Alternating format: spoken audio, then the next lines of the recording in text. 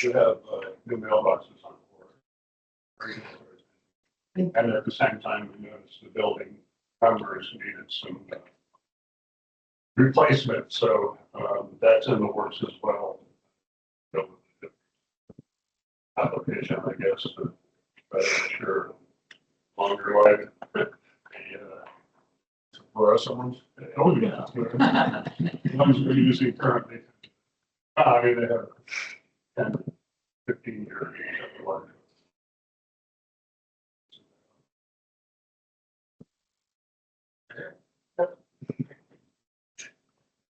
Approval of minutes from the regular meeting October 20th.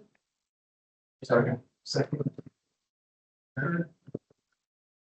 All in favor, say aye.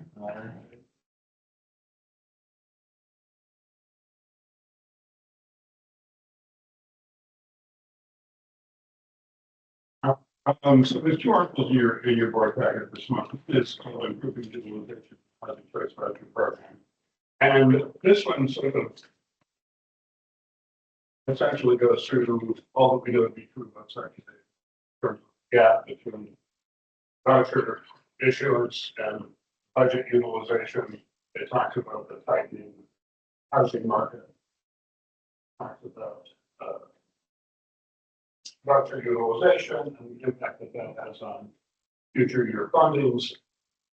Funding that talks about the instability of the program because it's not an entitlement program, but rather a program that's subject to annual budget authority from Congress. So oftentimes we could be 3, 4, 5, 6 months into the year before we know what we actually will have in the way of budget authority, and it's very hard to plan in terms of vouchers because you don't want to exceed your budget authority. We don't know where it is until halfway through the year. So there's some great information in there, and I would welcome any questions on it. I gave you the executive summary, which I think is the important. They list not just the current situation, but maybe it's not numbered. It's not numbered. Up in the left hand, I think it's up in the left hand corner. Whoever you want, give it, one for people. Oh, okay, I must have a numbered version. I tried it before I got copied. The second one is an hour report on the draft that was leaked on the work requirement and term limit proposed rule. So, not great news there.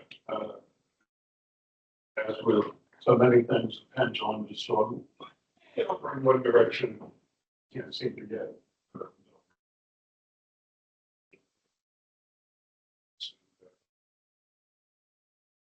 Term maxes. Probably the biggest factor that won't make a lot of sense for us and for many housing authorities is that the overwhelming majority of our tenants can't work. They're either elderly or disabled.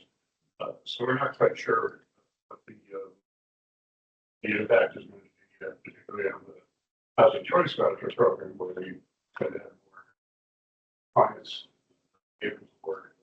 Again, this is just a draft. Share it with you because it's on the horizon. You want letters, not Not quite. we. Is it? That's it. That's it. Consent agenda. Any motion for the consent agenda? Discussion. All in favor, say aye. CEO report. So, just very briefly, our attorney has made an offer through the Vermont Human Rights Commission to settle this matter. We have not heard back from them.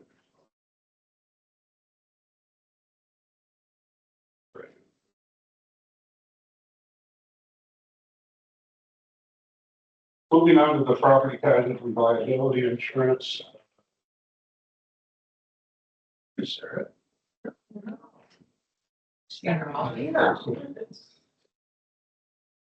Doesn't like us. Here.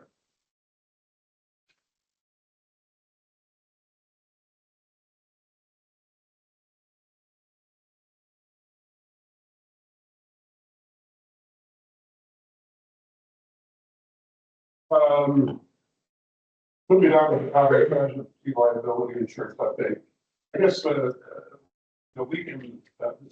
we can go through this in terms of line by line, but I think the most important thing is that we managed to keep our costs down across the board with some minor increases.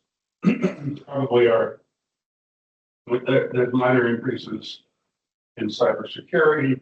Actually, that's probably one of the biggest increases because of the primary we had last year. And we're still trying to finalize workers' comp for the planning committee, expect to go down. So last year's expiring premiums were 157,375, and the renewal premiums are 164.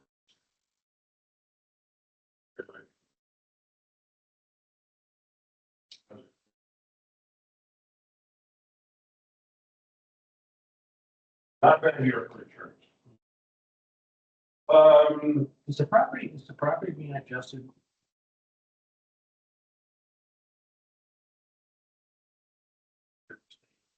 Thank you. Yeah, we did a replacement cost analysis prior to sort of signing of the outline.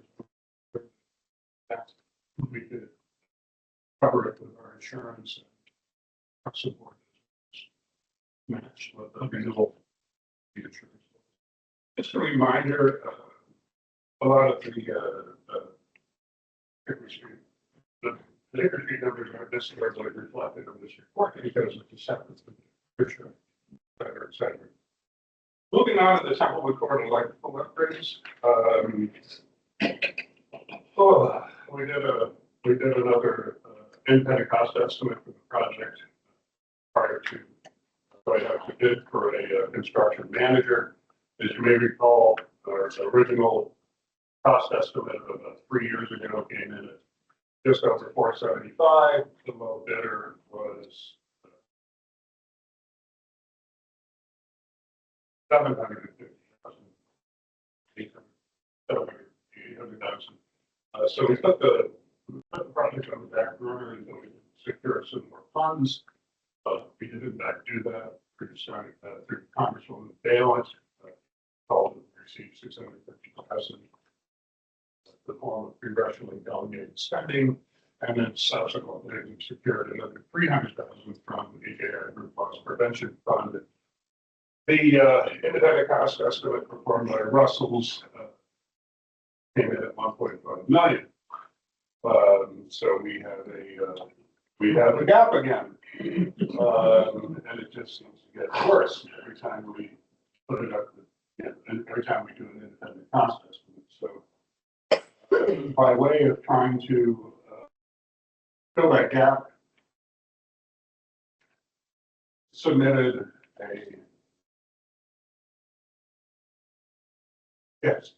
I submitted an application to the Vermont Community Development Program, more commonly known as the Community Development Block Grants. This has to go through the local municipality. They've been very helpful in getting this application in on time. It's really a pre-application, thank goodness, because we got the independent cost estimate on Thursday, and this application was due on Tuesday, so the following Tuesday. So we were able to get it in. We're looking for $600,000 to fill it. It now needs to go throughout the redevelopment board directors for their blessing, and then the final act is due next month. That's a grant. Yeah. Any questions on? Oh, one other thing, we did put it out to bid. We got one this month. So we're gonna have to beat the bushes and I think go outside of the woodland area and try to secure a construction manager. The one that only did. So.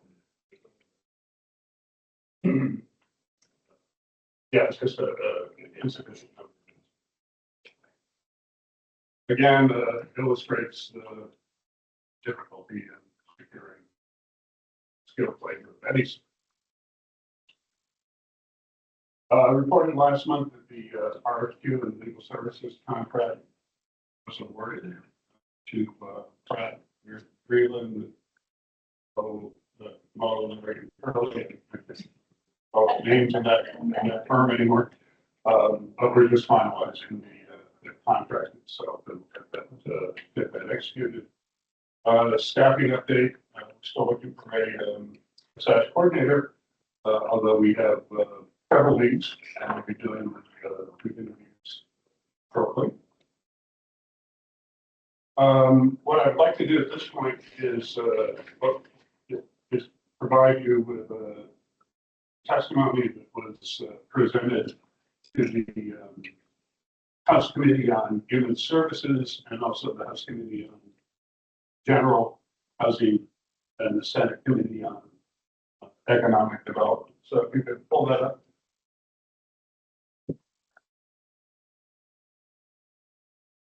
The Housing Department have been collaborating with the last several years in identifying what is happening in Vermont in terms of the Section 8 program. Eklund Burke from Vermont State Housing Authority sort of took the lead on this. I compiled all the data and did the analysis. And I also testified to 2 to 3 weeks. So I think the title page sort of says it all. Federally funded housing doctors the lifeline under Burke. We move on to the next slide. This sort of tracks. Is that slide number 2? Yep. Want me to keep going? Different than mine.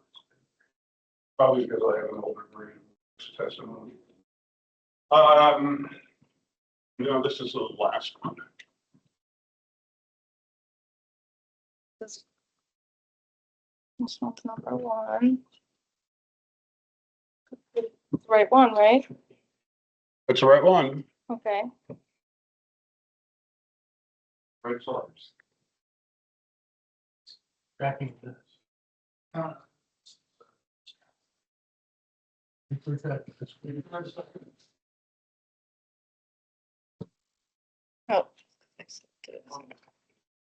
Yeah.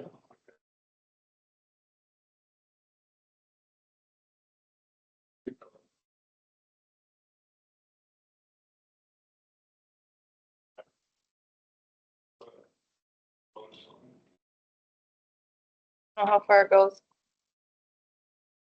Nope, let's follow with the package. Funding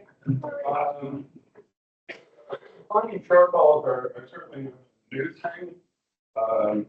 As the presentation points out, back in the mid-90s, Congress shifted funding to an annual appropriations, which created enormous instability. You may recall that that was the situation with public housing as well. And that's why we converted to RAD Section 8. On the whole, Section 8 in general is followed by the same trend, although in our case, we have a contract with probably, this day and age with a contract. I was to say, at least in this current environment, flow of subsidy through the RAD program continues. For several renewal funding shortfalls in the mid-2000s, and then again, most notably in 2013 and 17. Sequestration certainly did help the 10% reduction during sequestration, and there's those funds are not subsequently.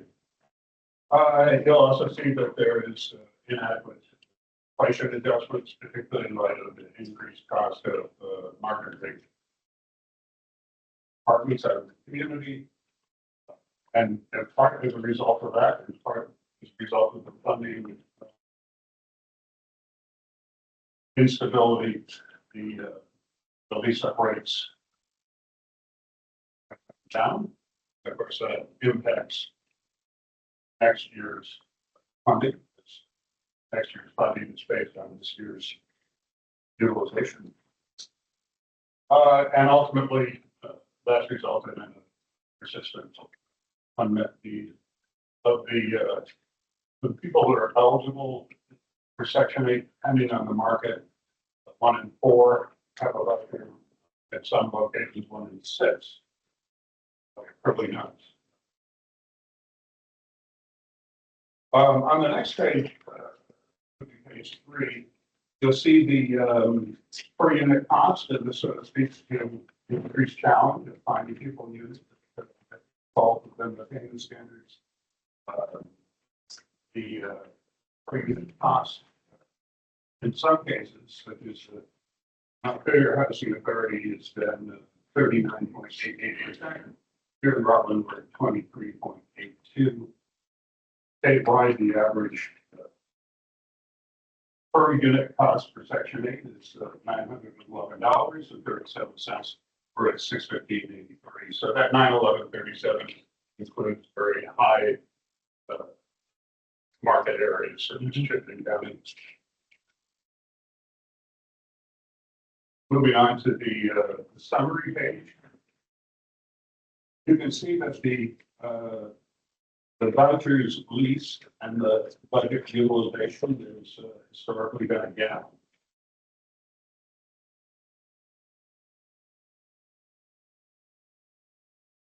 And this pretty well sums it up. The calendar year 2025 funding cuts. Back in February, we saw this coming.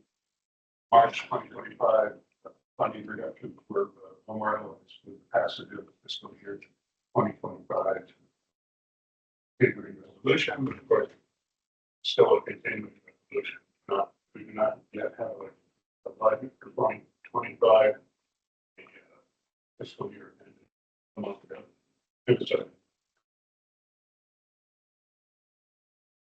And on the next page, you'll see the impact of the calendar year funding reductions. And not surprisingly, Vermont State Housing Authority has the greatest shortfall of 630,000, followed by Burlington at 312, and we're at 49,143. For an estimated number of households, 36, and statewide half shortfall is 1,057,000 and change. That represents 940 families who, unless we get some relief from Washington, will conceivably be removed. So again, you know, as I said, the 12/35/25 estimated shortfall is over $1 million. Portion of that assistance payments are just December. Anything move forward. 943 households to cover the entire 2026 federal fiscal year. We are needed for 10 million. Now, some of that has been allocated already, but there's still a huge gap. What does this mean? The housing authorities around the state have determined that no families will be exited from the program at the end of this year. We'll utilize other resources in the form of our administrative what's called unrestricted net proceeds. But without a funding bill, we won't be able to sustain that through January 1st of 2026.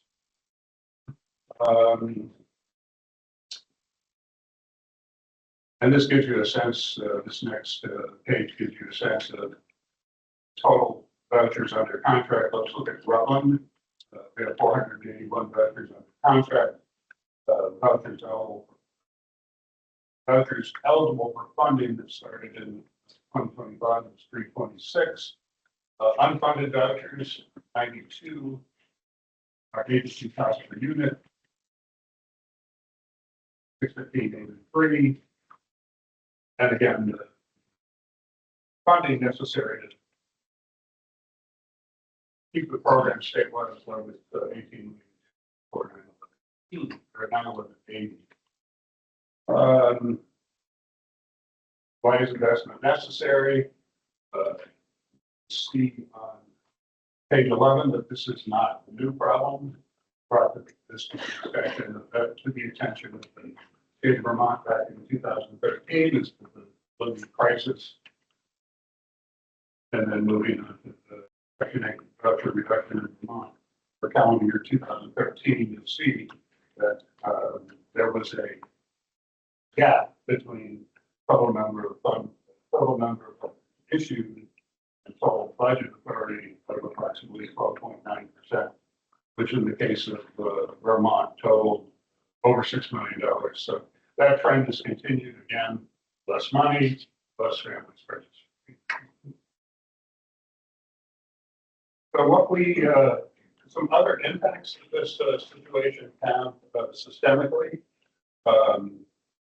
the rapid rehousing programs transition people from homelessness into permanently subsidized housing has pretty much dried up because there's no medium-term rental assistance, which is what's funded the rapid rehousing efforts.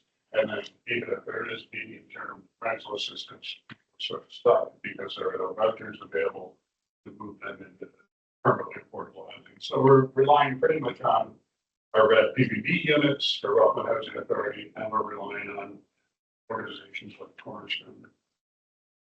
People in to move people out of homelessness. I would remind you that the not only Hickory Street, the Cornerstone properties, Lytec properties, and the income requirements are much higher than our red, for example. And the reality is, in order to keep those units filled over at Cornerstone, they need Section 8 vouchers. Moving on to the project-based vouchers. Historically, project-based vouchers have allowed Lytec properties, Cornerstone, and even Hickory Street, the cash flow. They were dependent on the subsidies up front to get financing. It provides them with guaranteed income in order, as I said, to secure the development resources. And without those vouchers, it's difficult to say what's going to happen to affordable housing development down the road. Prior to us going into shortfall, we had obligated for our village and the property and another, and I believe, 4th Street. Those, frankly, project-based vouchers are a bit up in the air right now. So as you can see, there's immediate impact on all housers throughout the state.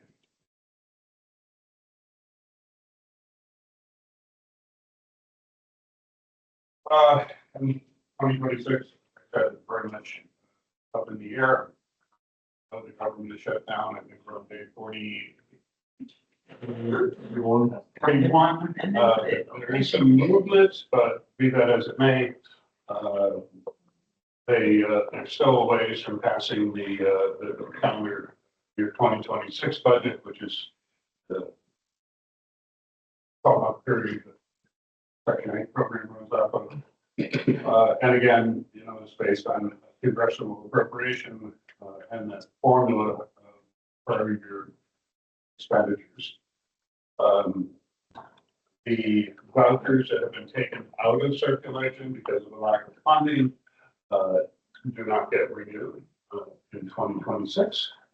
Again, it's based on prior year's utilization, regardless of sufficient funding or not getting vouchers leased out. And again, to date, there's 1,233 vouchers that are unfunded, and without some intervention, that downward spiral will continue. The strategy for investing in housing choice voucher programs. As I said earlier, housing authorities are authorized to use unrestricted net proceeds, which are essentially administrative fees, to fund housing assistance payments. But that's just a very, very short-term solution. That'll get us through December of 2025 if necessary. The good news is that the good news is that if we supplement the funding utilizing those administrative reserves, they do count towards our renewal for 2026. So in other words, it brings our utilization up and will correspondingly increase our 2026 renewal. But again, that's not something that we can do indefinitely. We can only go through the December payments because those administrative fees support operations. So sort of funding vouchers, if we're to fund voucher, if we utilize all of our administrative fees, shut the doors. So what we are asking the state of Vermont to do is to provide renewal funding, and then it'll be based on our actual utilization, year-end utilization. So it'll be a swap. In other words, we'll front load the Section 8 Section 8 voucher payments, and the state will reimburse us in the form of transfers into our unrestricted net proceeds or administrative accounts. So our final plea, so to speak, was to those committees was to continue to advocate for restoration and expansion of federal funding, to support the state level solution that bridge the gap for Section 8 voucher holders, and to invest in public housing. So it's tough times out there, but we are hopeful that we can come to agreement with the state of Vermont on this temporary measure. Questions? We accepted this. They were very receptive, but of course they have financial constraints as much as everyone else. As you recall, they did invest in the supplemental nutrition assistance program, or what they call in Vermont, 3 squares of Vermont. That was a significant investment, but and they also were able to find some money, I think federal money, for the LIHEAP program, the heating assistance program,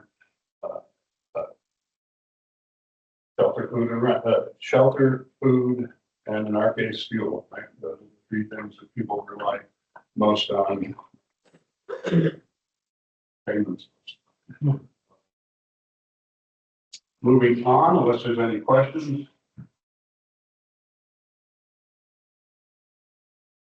The next page is the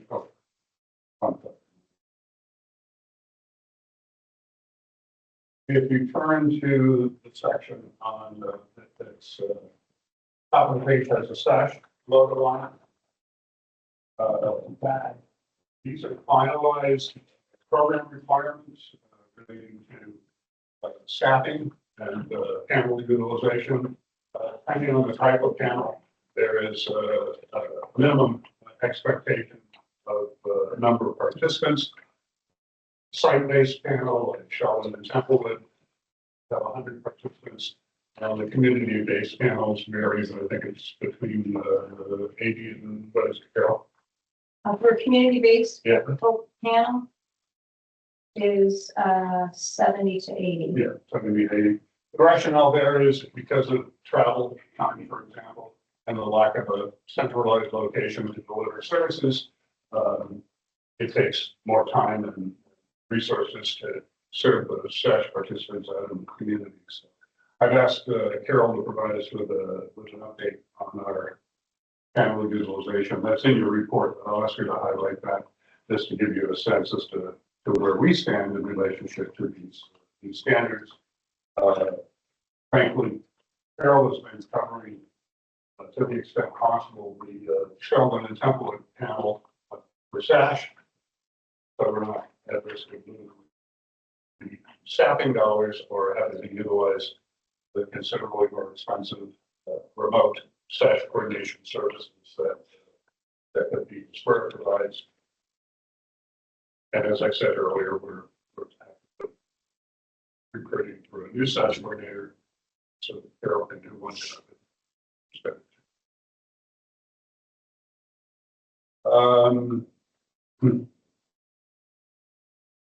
And finally, to specific to next month's public hearing on RJ payment standards for, this would be the Section 8 payment standards for 2026. I provided you with our proposed payment standards for the first time in years, reflects the fair market rent, 20% of fair market rent. 106, which we've had to do in the past in order to make sure that we could align with apartments for folks. Under our payment standards, we cannot sustain because of the funding scenario, can't sustain payment standards that are in excess of fair market rents. In fact, we go into 2026 with some trepidation around even being able to sustain the 100% of fair market rent payment standard. As an example, I provided you with the Vermont State Housing Authority report on the state. And if you go down to the Rutland 0-bedroom or efficiency measures, you'll see that they're funding 97% of fair market rent. On the 1-bedrooms, also 97. On the 2 bedrooms, it's gone down to 93% of fair market. On the 3 bedrooms, 95, and on the 4 bedrooms, 98. So, with the exception of the 2 bedrooms, we're pretty close to the Vermont State Housing Authority standards. Again, they do not often lower their payment standards beyond the fair market rents, but in light of the financial chaos right now, they've made the decision that lowering their payment standards, which requires tenants to pay more rent, is a better option than pulling vouchers altogether. Ready for payment, so to speak. Unless there's any questions for me, Mr. Chairman, that's the end of my chairman report. Thank you very much. Section 2, financial and reports.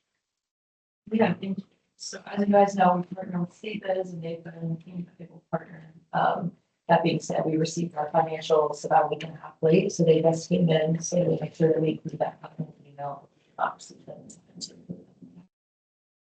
did put them in the black folder, but I still got the variance report. So if there are any questions on that, we'll try to entertain them.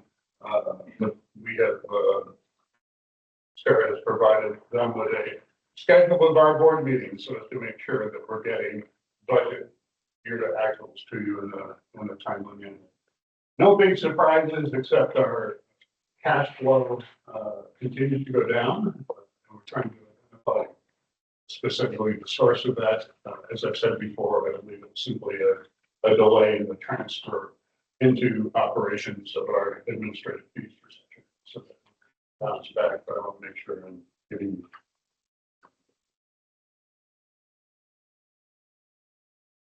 The audit is still going on. Audit is still going on. We're not quite sure what the holdup is. We provided them with all the information that they've requested, and they've requested, auditors being auditors, right, Kevin? They requested significantly more information, particularly around the limited partnerships at Hickory Street. And an attempt, I believe, to ensure that they are not instrumentalities of the housing authority, but indeed affiliates of the housing authority, particularly in the case of housing initiative. Indeed, our relationship to the three phases in Hickory Street don't even achieve the level of affiliate because they're separate for-profit. They're all separate for-profit entities. Yeah. Which we don't serve on the board for. We're simply the management agent.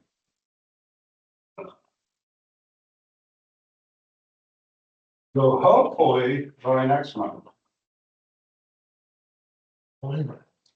Yep. And Sarah has done a nice job in providing you with an outline of the 2026 open enrollment benefits for staff, which includes health insurance, dental insurance, and for the first time, vision insurance. So for the W. You get in here, so let me grab that. It wasn't, it was a. Okay. let me grab that. This one, sir? I'll have a copy. I don't believe any of these should change given the new circumstances this morning with the 8 Democrats that the changes to premiums. I think that mainly affects people like Kevin, who are not for insurance. But overall, we're going to keep our plan as close to last year as possible. Given the cost changes in the state, we are not able to stay on the exact same plan, but we did find something as close to what we currently have. And so I have an outline here for everybody, but our annual premium increase as far as it relates to the board is 12%. And that was compared to 37% if we kept our current plan going into 2026. So we find that to be a huge cost savings and finding a very comparable plan. Dental insurance, again, doesn't change until April 1st, but I put an overview for everybody there. But nothing. Average total benefit cost per employee is $24,000, and again, given the state we are still under.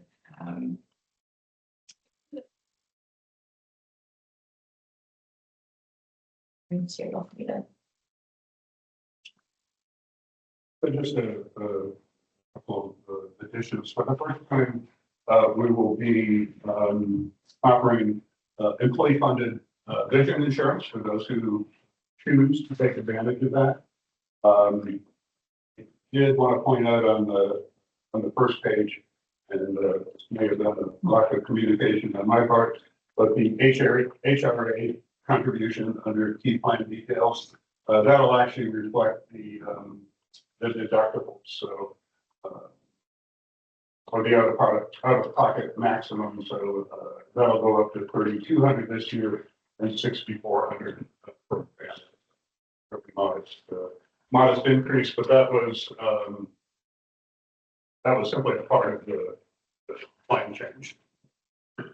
I will say that not probably, if this trend continues, we'll need to reopen contract negotiations, paying 30–40% increases.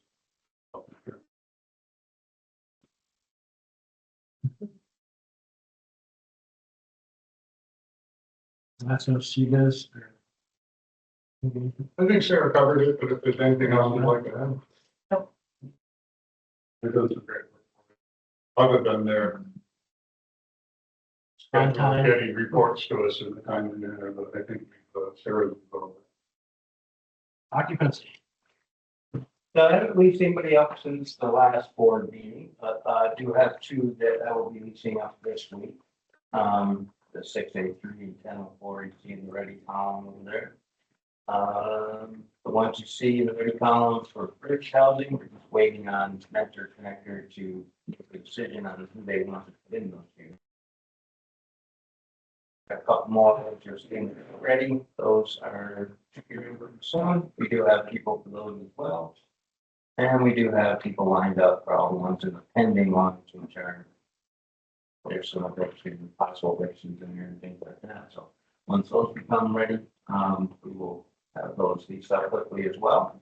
Our numbers are down pretty good. We're under, I forget we said, having mid-20s. It's in the Okay, for the amount of days from the time they are in possession until we lease them up again, it's down into the low to mid-20s, which is pretty good. So. Well, Sure. yeah. Pretty good as an understatement. Before Gretchen and Greg took over the company, Hickory Street in particular was some of those units had stayed empty for quite some time, thus impacting our turnover rates at Hickory Street, as well as some of our other sites. And as I tell people, and Greg now begins to quote me, empty units, empty pockets. So we can't afford A, to have units empty, and B, it's a disservice to our community to have units and, not filled. So when I say it's an understatement, Fran, who is our representative from Evernorth, specifically for the three phases of Hickory Street, has been quoted as saying that we have the lowest turnover rate of any of her properties in her portfolio. With like-that properties around the state.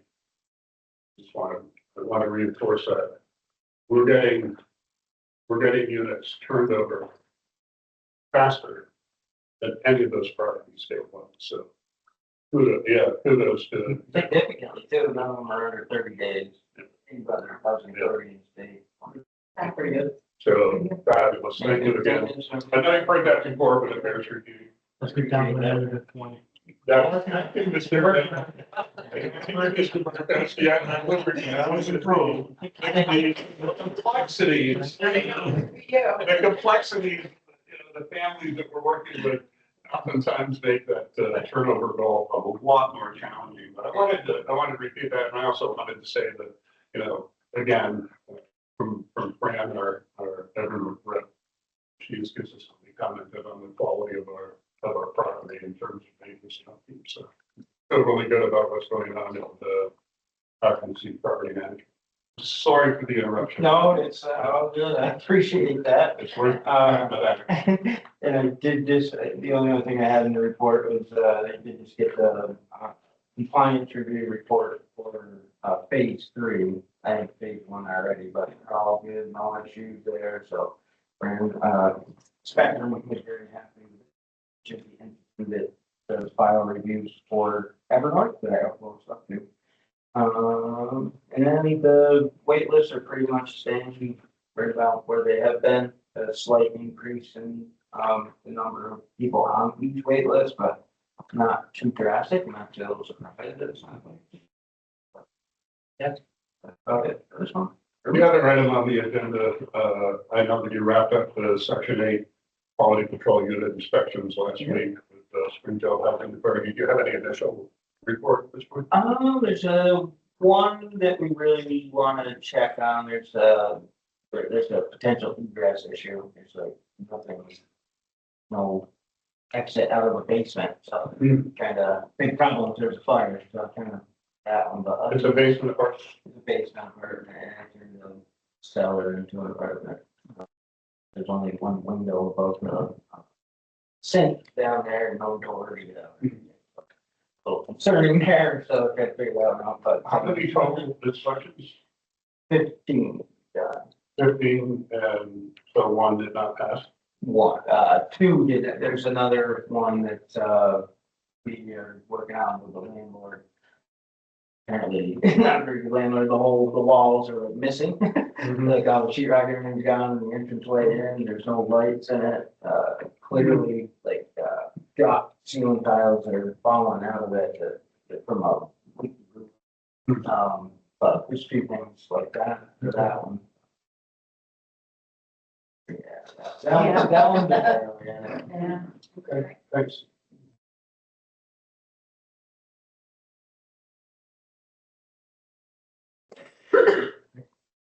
Property manager.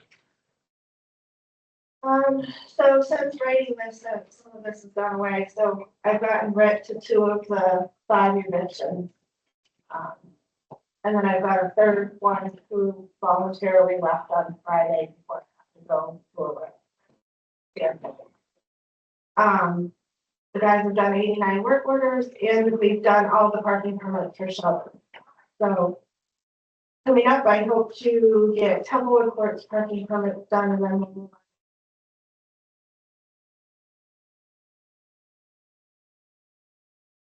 on the eviction, but I think a lot of Yeah, we've, real challenges, particularly at, I think the stairs at Sheldon Towers. In fact, we're seeing a little bit of an exodus, from tenants who don't want to lease. We've had 2 or 3 very, very challenging tenants, I believe all of whom were under eviction. Sadly, did we, you know? I'm not the official word on that one. Yeah. We did have an overdose at Sheldon, and very sad situation. But I think it, you know, again, speaks to the real complexities around some of the folks that we serve. Not that there's a positive outcome to any over, but it did differently. Working with them on doing some direct patrols that are random direct patrols in which they'll actually station an officer down there for 3 to 4 hours at a time. And mediate the people that are going in and out of the building and what's happening outside of the building. So How often you guys check, to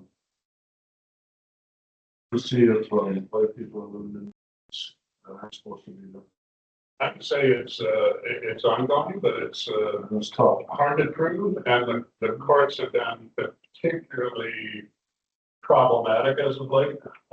We have a new judge here in Rutland, and for the first time in my 25 years, the judge made the decision that she would not issue a pay rent into court order unless the tenant is present in court. So you can imagine what the end result of that is going to be.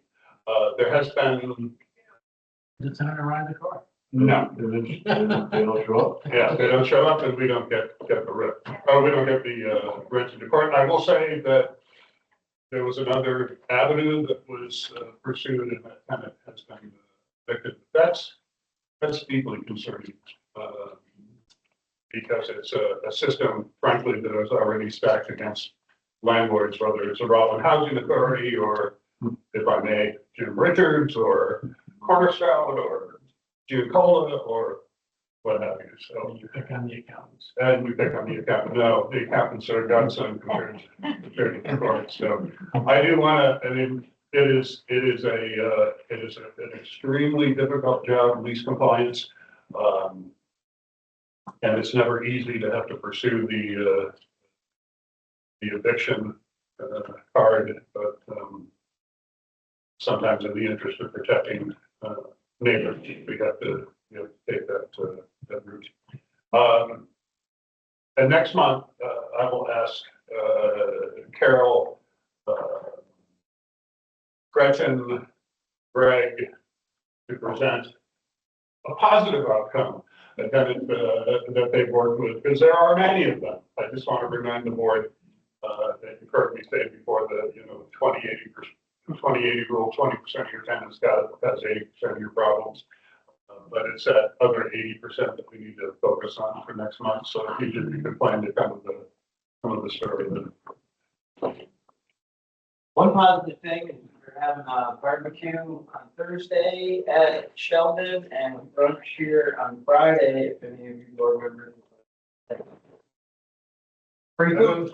Those dates are on your, I believe they're on your activities calendar. Work package.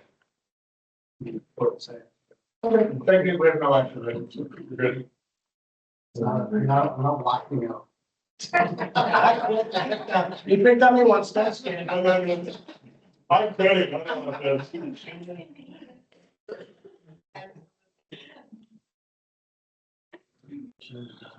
if Elevator thing. We had a conversation, during the executive. So I have an update from Friday afternoon. Friday. Hey, go ahead. Apparently, because the elevator is very old, they got all the parts, but now they need to write the software to make it go to work. You're working on writing the software. The saga keeps Okay, going make it up, but it's safe about. Yeah. I can't take it. Sorry, it was like 6 o'clock at night when I talked to them and I didn't think it was worth calling. What's that old Jackie, the old hunting medicine? And the Zoom needles, the beetles and pins, happy man, grins. Yeah, they, that's particularly disappointing in that they knew that. Yeah. They knew that. So, at any rate, They don't make sure you do that. yeah, I knew that, and I don't even, I'm not an elevator technician, but, Kevin and I had a conversation, and at this point, I just assumed table that for an executive session discussion.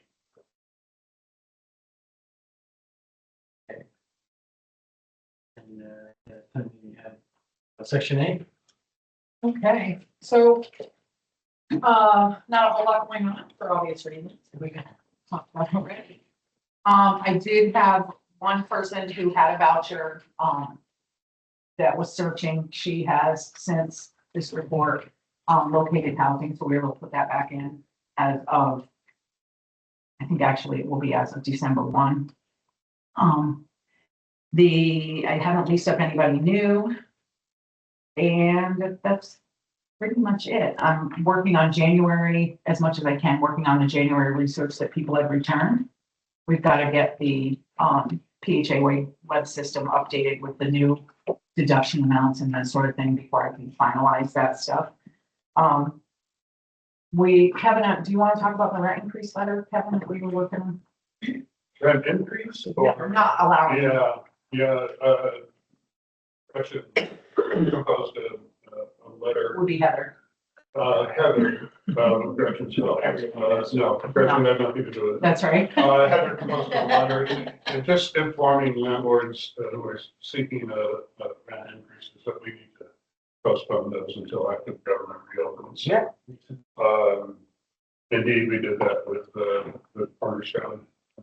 In place properties and this, just to get through this storm. The reality is, a lot of money to give them anyway. Yeah. Vacancy payments, we only had one this past month, and Gretchen has been awesome about keeping those up to date with me. I mean, the rule technically says if it's over 60 days that I should not be accepting them, and I had to do that. I had to say, nope, not doing it with the housing authority. I have had to say that to Cornerstone because they delay getting paperwork to me at a time manner. So included also here is the EIB discrepancy report. I am on top of this as much as I can be. With the government shutdown, there's certain parts of the report that I can't.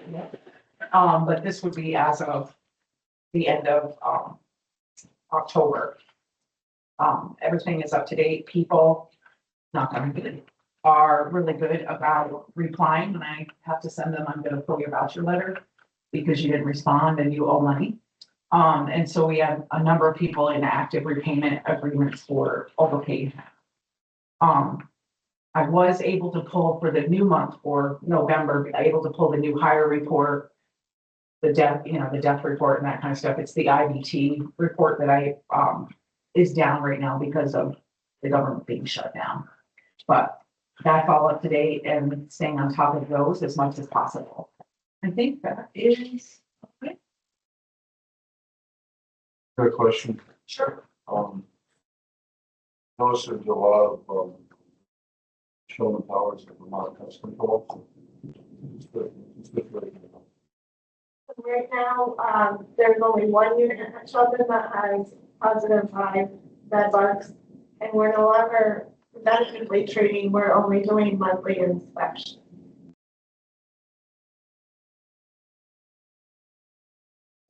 We've done it for the last 3 months and we haven't had any issues. The one tenant that we have active is a trouble from the so we've actually reached out to his guardian.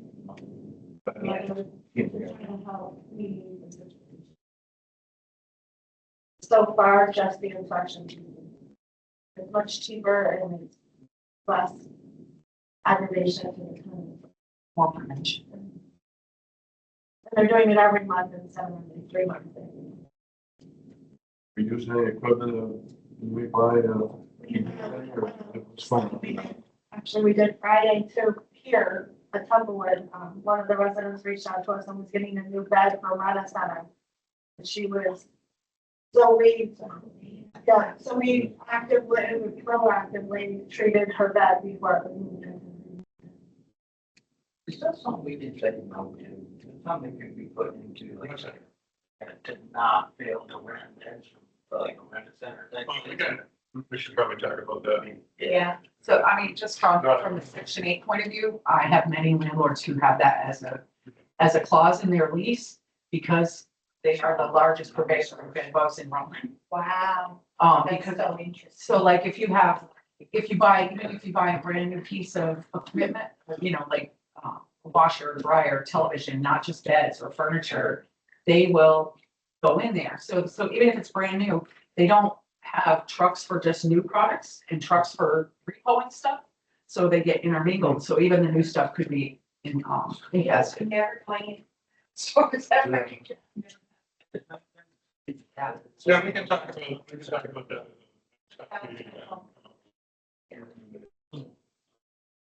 Resident service? Good morning. So let's see, this Wednesday, I have my implementation managers, meeting in Barry, down the street. Gretchen and Greg and I attended the Vermont Housing Managers Association Conference on the 23rd, 24th to JP. And Kevin mentioned Temple Court and Sheldon Tower still is in need of a service coordinator, coordinator. We have the this week, so that's exciting. But I did get notification that National Church Residents SASH coordinator is giving notice, so she will be done this coming Thursday. So we will have an open position. Sorry. I said we And have National Church residents. Oh, National Church. that's a shame. She was good, yeah, but I also understand that they're going to be losing their property manager as well. I think she's going to be getting done in January. So big change over She's been there. there a long time. Good thing though is it sounded like they do have a prospective person for their position, so that's good. What else do we have here? In terms of SASH compliance, we all have HIPAA training that is required. Some new response to that is folks are going to be shut off from the system, our family care system, if they are not in compliance within 10 days of receiving an email. So, Does that mean I have to take? I think that, yes, you Okay. as well, Kevin, and Sarah. Hopefully. Yeah, So just good to know, you know, they basically want the funders to know that we're all trained and then they'll probably.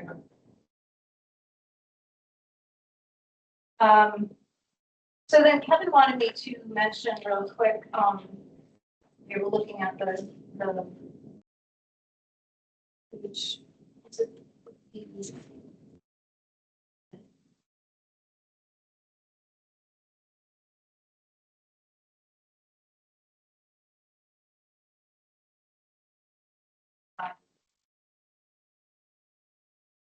So,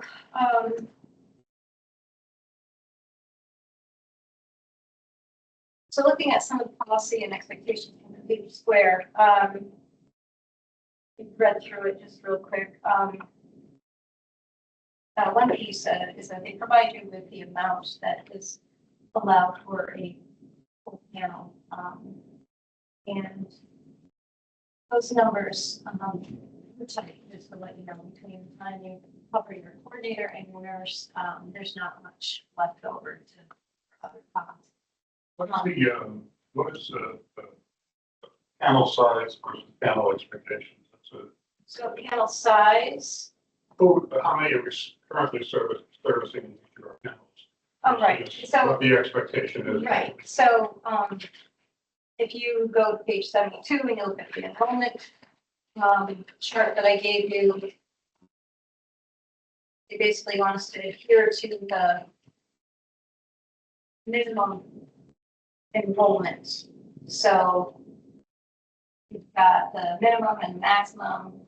And so what I can see, there's only 2 panels, the Brandon panel, which is through the Cornerstone, which is in need of 3 participants to reach the minimum amount of folks in a panel.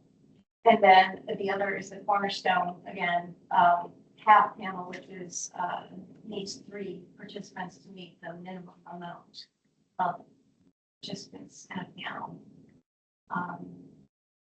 We are all pretty much at that, just meeting it, and I would like to say, just to toot my own horn, I have brought our panel numbers up to at least the minimum.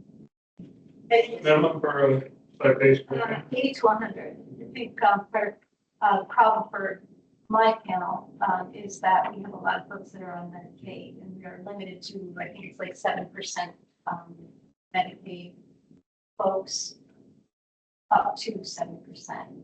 So, and I think we're already at that. So that makes a little.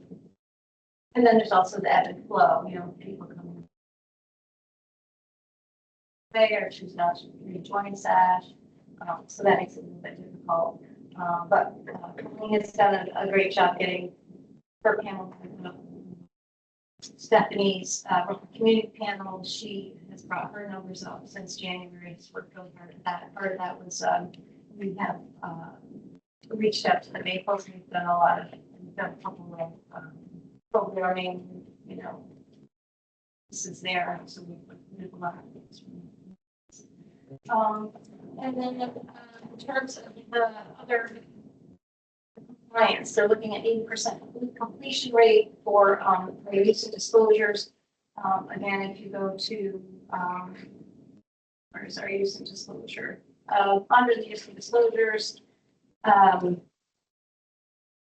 percentage up to date, we're all in 90s and above, so that's across the board for housing those panels in our units.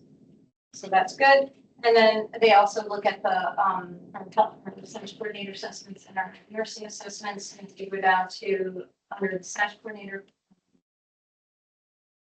piece, we have the Cornerstone Brandon panel is 76%, it's a little shy of 80%. All the rest of the panels are where they should be. And then in terms of the nursing assessments, the Housing Trust Cornerstone half panel is at 59%, should be 80%. So overall, we're not doing too badly. So, is any questions or concerns? A couple of comments.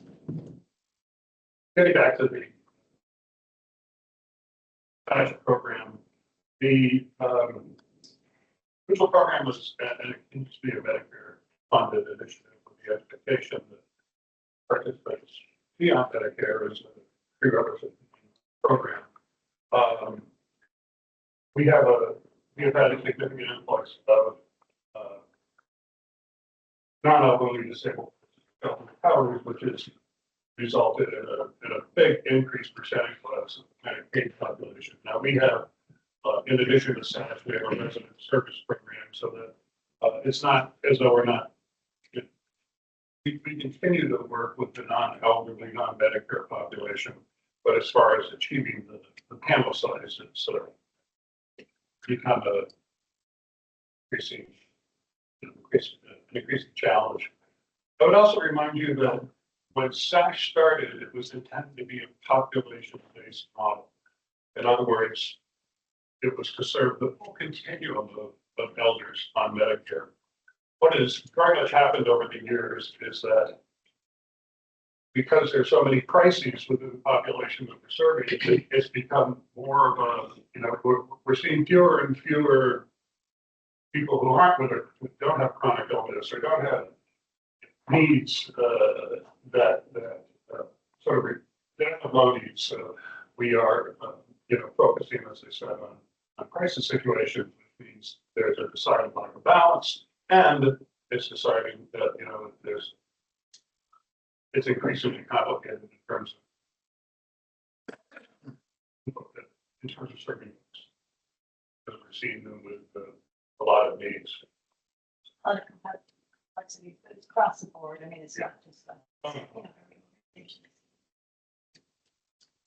And just one final thing under resident services, I wanted to bring to your attention that coming up on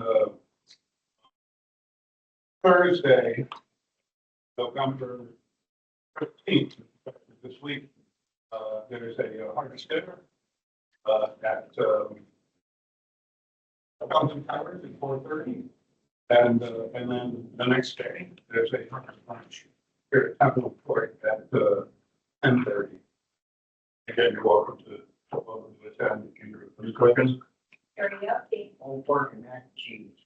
I'm telling you, the food alone is worth the trip. That's